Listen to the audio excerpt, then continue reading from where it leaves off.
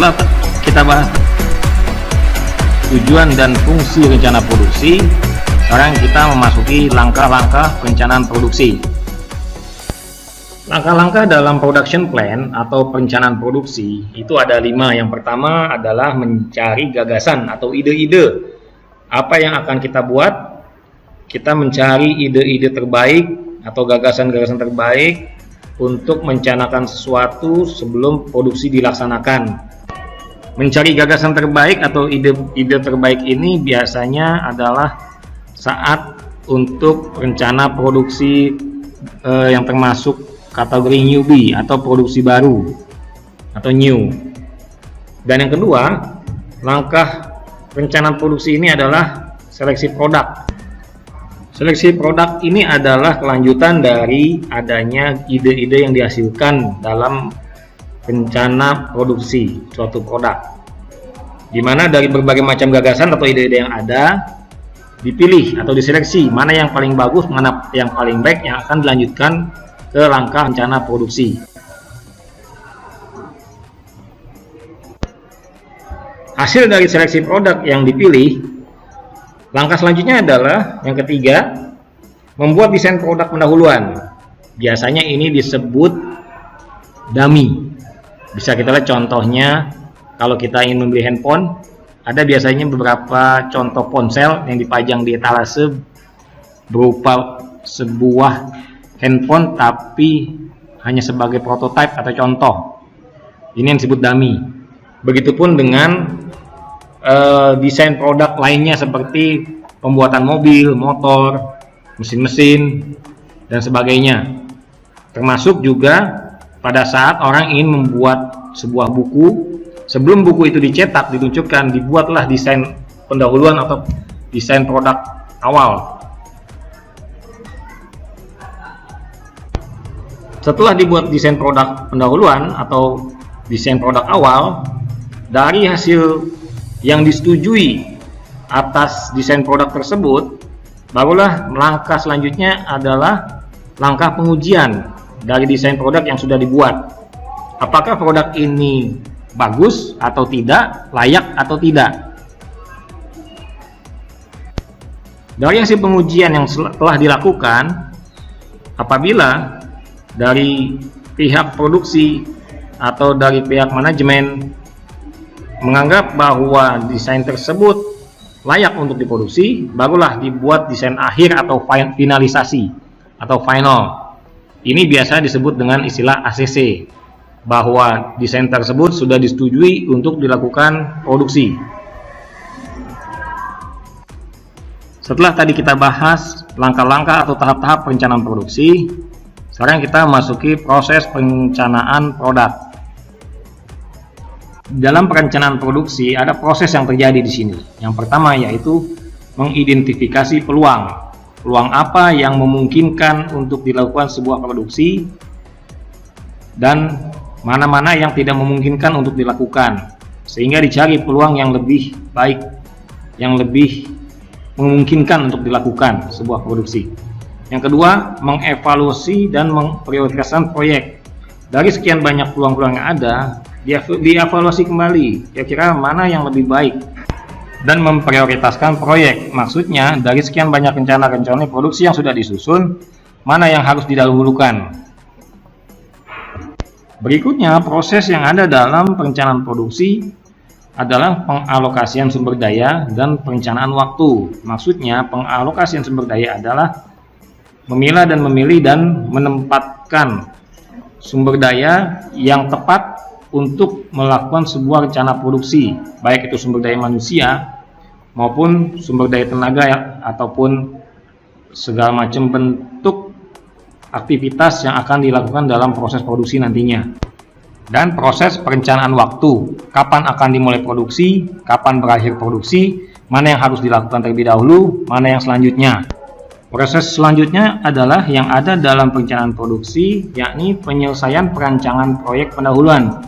Ini yang ada di tahapan atau di langkah-langkah pembuatan desain produk pendahuluan atau pembuatan prototipe. Dan yang terakhir adalah proses merefleksikan hasil dengan sebuah proses produksi. Baiklah, kita memasuki tahapan produksi berikutnya, yakni proses atau tahap eksekusi atau execute, yakni proses produksi.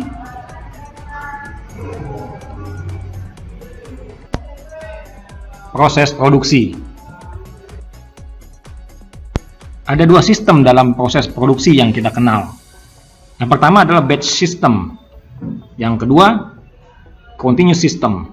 Apa itu batch system? Batch system adalah produksi yang dilakukan secara terputus atau produksi yang dilakukan hanya berdasarkan order yang masuk. Seperti contoh yang telah disampaikan sebelumnya pada pembuatan kaos, buku yang dibuat secara terbatas atau dalam jumlah tertentu. Ini masuk dalam kategori produksi terbatas. Yang kedua, continuous system atau produksi yang berjalan terus secara kontinu atau berkesinambungan. Ini sebagai contoh produksi pembuatan bahan kimia, industri migas, pengoboran minyak, industri otomotif, pembuatan mobil, motor, dan kendaraan lainnya, di mana produksi dibuat berlangsung secara lama dan secara kontinu atau terus-menerus. Karena pembuatan produksi ini tidak berdasarkan job order, tetapi dibuat berdasarkan target pembuatan dalam skala besar. Continuous system ini pada umumnya dibuat pada industri berskala besar atau industri massal. Di dalam proses produksi ada 4 hal yang dibutuhkan. Kita sebut saja RM3. Apa itu RM3? Yang R adalah resources atau resource, yakni sumber. Apa itu sumber? Dari mana sumber bahan baku yang akan dibuat dalam proses produksi. Yang kedua, manpower atau tenaga manusia atau tenaga kerja. Yang ketiga, metode atau metode yang digunakan untuk membuat atau memproses produksi, atau metode apa yang digunakan dalam suatu proses produksi. Yang terakhir adalah money atau uang. Money atau uang di sini adalah berapa besar biaya yang diperlukan untuk suatu proses produksi atau untuk memproduksi suatu produk. Kita akan bahas satu persatu, dimulai dari resources atau resource, yakni sumber. Untuk suatu proses produksi, bahan baku yang digunakan atau bahan yang digunakan untuk suatu produksi berasal dari 3 sumber. Pertama adalah natural, yakni berdasar dari sumber daya alam atau sumber alam. Seperti contohnya pabrik industri ban, baik ban mobil, ban motor, atau ban kendaraan lainnya, di mana bahan baku ban ini berasal dari karet yang berasal dari pohon atau getah pohon karet, yang kita sebut juga sumber alam, karena ini dibuat dari bahan alami. Yang kedua, sintetik atau sintetis. Ini bisa kita lihat contohnya seperti pembuatan plastik, di mana plastik dibuat dari bahan sintetis, dari beberapa bahan kimia dengan formula khusus atau formulasi khusus, sehingga terbentuk serat-serat plastik yang akan dibuat menjadi bahan suatu produk. Dan yang ketiga, part komponen, di mana proses produksi yang menggunakan sumber dari part komponen, contohnya pada industri otomotif atau industri-industri yang membuat sebuah produk bukan dari bahan baku tetapi barang setengah jadi.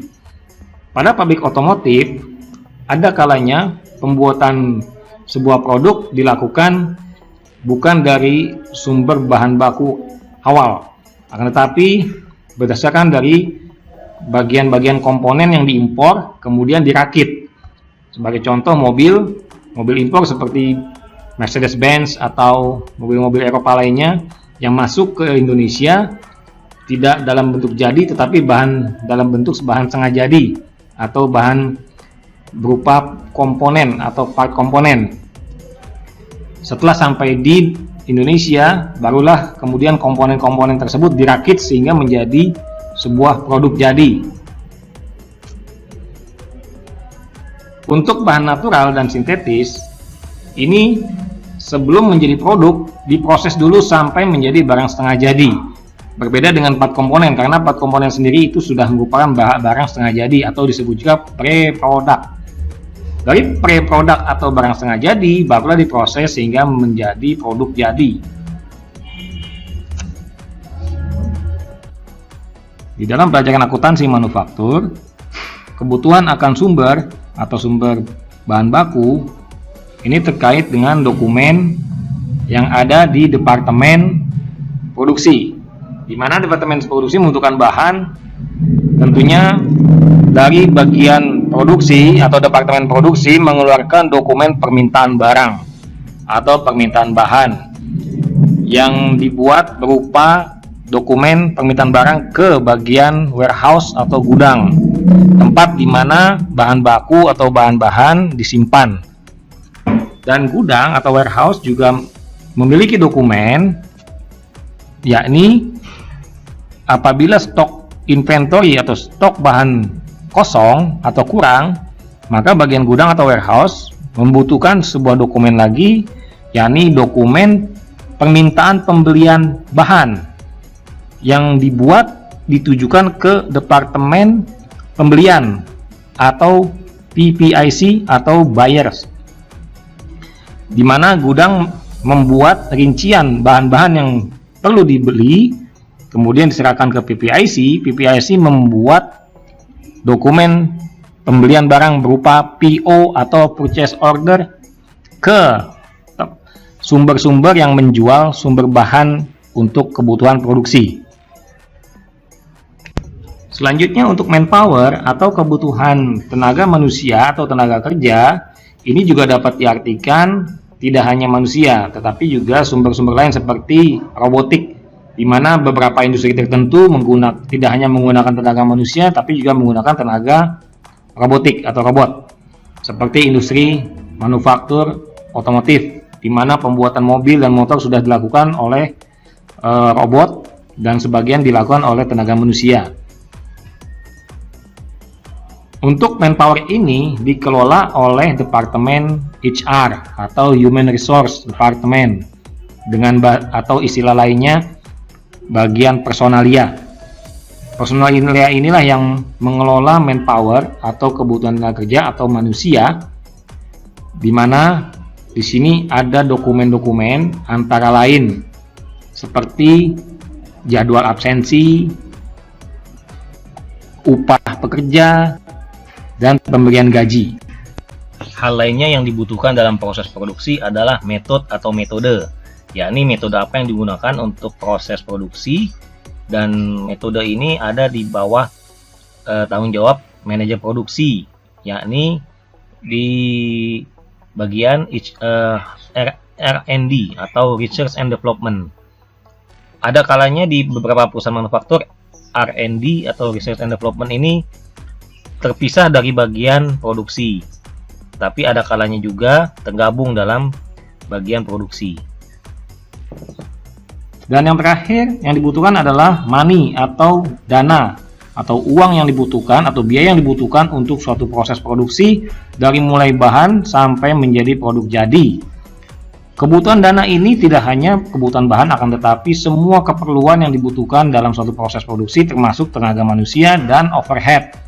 Ini ada dalam mata pelajaran PKK, Produk Kreativitas dan Kewirausahaan, dan juga dalam mata pelajaran Praktikum Akuntansi Perusahaan Manufaktur, di mana dalam Praktikum Akuntansi Manufaktur ini terkait dengan nantinya penjurnalan, karena setiap pembelian-pembelian yang dibutuhkan untuk suatu pembuatan produk ini nantinya akan terkait dengan dokumen-dokumen pengeluaran uang. Ya, selesai sudah materi produksi ini sampai di sini. Bila ada pertanyaan bisa disampaikan di Classroom atau di WhatsApp grup kelas.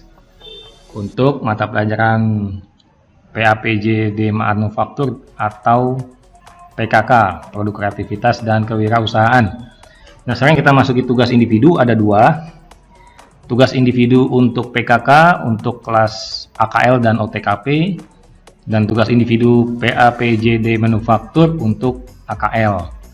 Sekarang kita satu persatu kita lihat tugasnya dulu. Yang pertama tugas individu untuk AKL, yakni PAPJD manufaktur.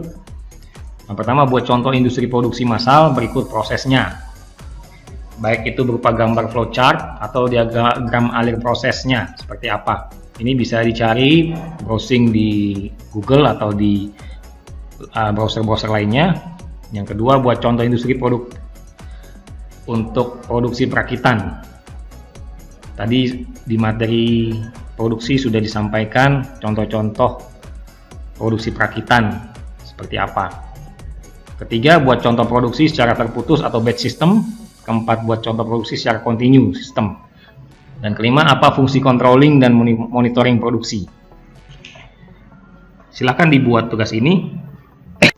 Tugas individu kedua yang berikutnya untuk mata pelajaran PKK, produk kreativitas dan kewirausahaan, ini untuk kelas OTKP dan AKL. Yang pertama, amatilah beberapa usaha produk atau jasa yang ada di sekitar tempat tinggal Anda. Jadi kita amati di sekitar tempat tinggal, dekat rumah atau tetangga beda gang, beda RT, beda RW, silakan Anda amati. Kalau ada jenis usaha yang ada di sana, apa itu produk jasa seperti penjualan voucher, penjualan token, dan lain-lainnya, atau usaha produk seperti pembuatan nasi uduk, pembuatan pastel, dan sebagainya yang tidak usah yang rumit-rumit seperti industri besar, cukup usaha yang sederhana. Kalaupun ada pabrik di sekitar rumah Anda, boleh saja, asalkan Anda nanti benar-benar mengetahui proses yang ada di sana. Kedua, kelompokkan usaha tersebut ke dalam usaha yang berkembang atau tidak bisa berkembang. Maksudnya, apakah usaha yang dilakukan oleh tempat usaha tersebut di sekitar tempat tinggal Anda atau tetangga Anda, usahanya itu maju atau tidak, atau malah tutup, nanti diamati. Kemudian dikategorikan apakah usaha ini berkembang atau tidak. Kemudian yang ketiga, analisislah proses produksi usaha barang jasa tersebut. Nah, ini tadi yang disampaikan di soal pertama. Setelah diamati, dianalisa apakah usaha itu jasa atau berupa produk barang. Diamati prosesnya seperti apa, pembuatannya seperti apa. Bila perlu bertanya pada tempat usaha tersebut. Apabila ini berupa bentuk jasa seperti voucher, handphone, token, dan sebagainya, mungkin prosesnya tidak dibuat karena bukan berupa produk, tetapi jasa, yakni mengambil dari supplier atau dari agen kemudian dijual kembali. Ini sama dengan jasa menjual